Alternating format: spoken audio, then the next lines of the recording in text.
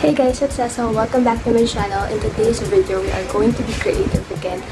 I really enjoyed upcycling my old clothes the last time I did it. And so, I'm so excited right now because the pieces we were working on will be inspired from the early 2000s, or otherwise known as the Y2K. So I have seen that Y2K is so in right now. Like, the pieces that are on trend right now are the clothes that I wore when I was a little kid. And so, I just want to inspire you that you didn't need to spend a lot of money to be on trend, but rather you can just repurpose your old clothes or the pieces that you don't love anymore into trendy pieces. So here are all the pieces that I'll be working on, and I have about 3 projects for this video. So if you guys are interested or want to see how I transform my old clothes into Y2K inspired pieces, then just keep on watching. So the first thing that we will be working on is this knitted cardigan, and it has a very preppy vibe to it, and it's actually pure virgin wool, and this is one of my favorite. Like, I always wear this to school, but I just can't wear it anymore because it has a hole on the sleeves. And I was thinking of making it a sweater vest and then just give it a little crop so it's more flattering to my body. So the first step in this DIY sweater vest is to lay it down on a flat surface and then just make it shorter. Basically, this is just cropping it, but instead of leaving it raw hem, what I wanted is to keep the original hem.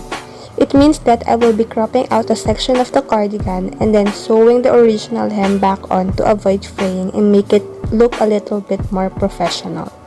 So what I did is I fold up the original hem to a bit higher than where I wanted it cropped, because we will later be folding down the original hem. And then I just pinned that all into place.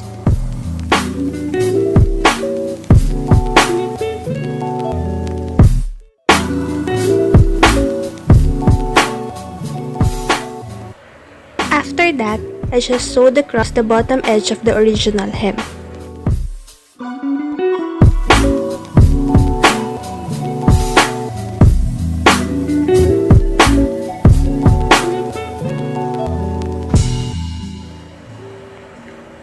And then I just cut off all the excess fabric and fold the hem down.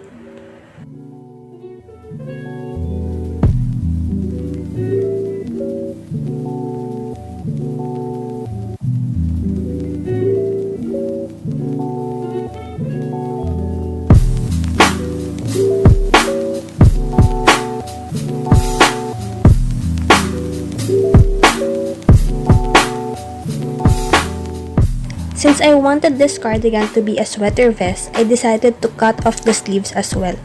However, because it is a knitted fabric, it will fray once cut. So I went ahead and used my sewing machine. So basically, all I did is I used zigzag stitch across the sleeves to avoid fraying.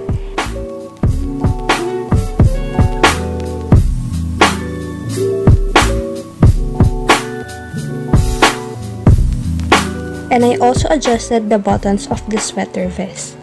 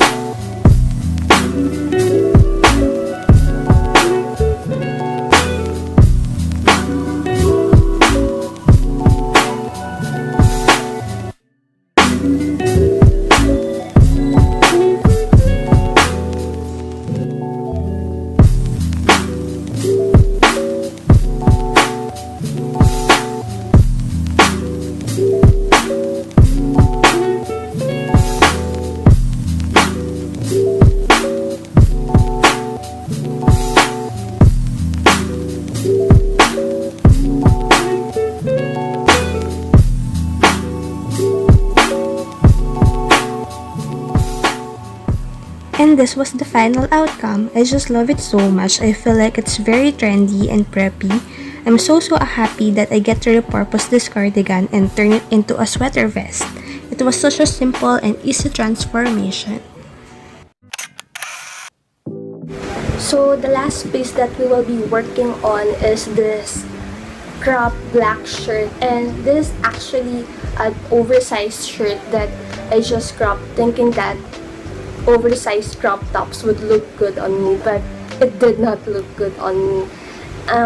Unfortunately, oversized shirts just makes me so unproportional, but I actually like the material of this top, and it's actually 100% cotton, and which is very comfortable. So I'm actually thinking of putting Betty Boop's face on this shirt by adding some rhinestones to it, and I have seen that a lot of YouTubers have been bedazzling their shirts, but I just want to be different and be more creative by adding some twist. What I'm thinking is I'm gonna attempt to do a two-tone baby tee with rhinestones detail, and I'm so excited to this because it took me a lot of time figuring out on what to do on this shirt, and yeah, I really have high hopes on this shirt, so if I fail this one, I'll be so sad. So I started off by getting a baby tee with the silhouette that I want for the top and laying it over the shirt I want to crop.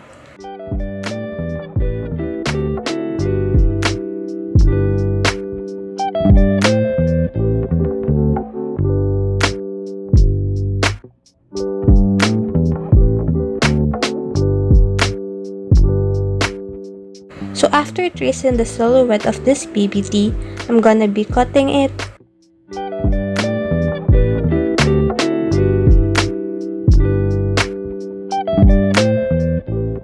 I also decided to fold the shirt in half so it's easier to cut and to make sure that it is symmetrical to the other side.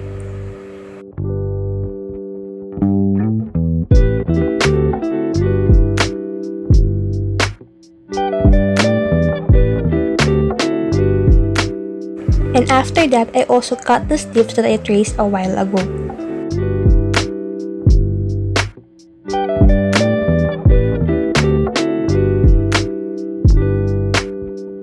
And this is how the shirt should look like after cutting it. To draw the new sleeves, I'm just gonna trace the sleeve that I just cut on a scrap fabric or another old shirt.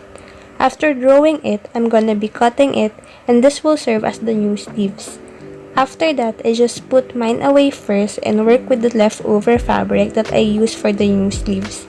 Since I used another old shirt, I decided to cut its hem and attach it to the black shirt.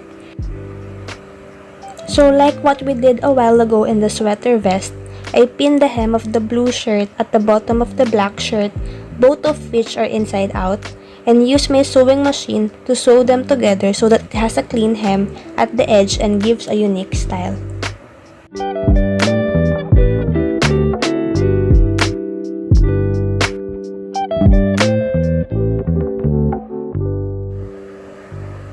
I'm going to be sewing also the sides inside out because obviously we want the outside part to be seamless.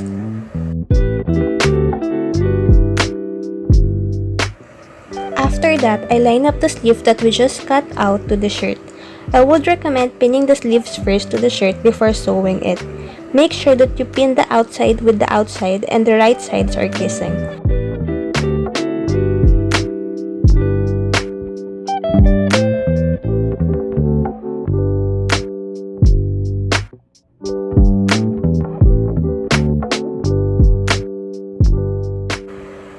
So the next step is to sew around the sleeves. I also wanted the sleeves to have a cleaner hem, so I fold over about half an inch and do a straight stitch across. So now that my baby tee is done, the next part, which is my favorite part, is adding the rhinestones.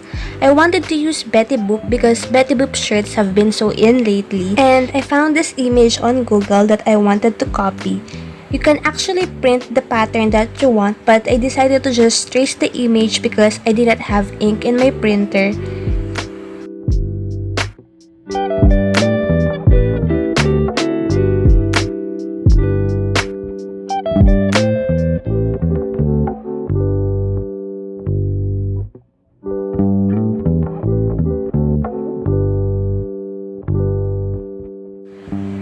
And after that, I laid the pattern on top of the baby T and started poking it with a pencil.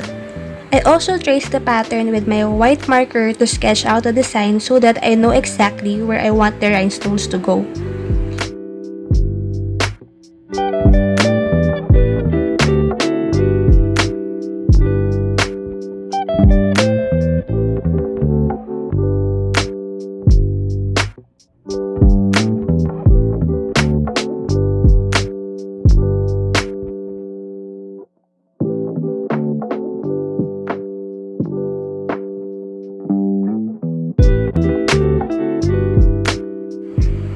So after tracing the pattern on the baby T, take out the paper and check if the markings is in the shape of the pattern that you want. And after that, I'm just gonna put the rhinestones using the fabric glue on the pattern that I marked.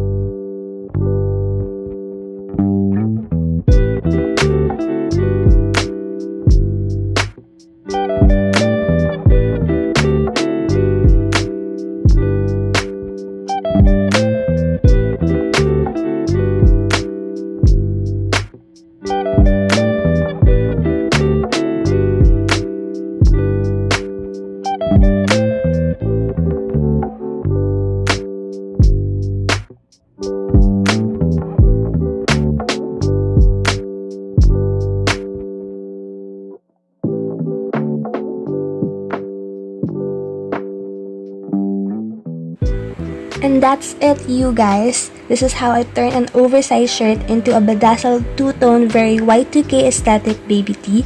And I think it looks so cute and very Y2K. And I'm so obsessed with this top.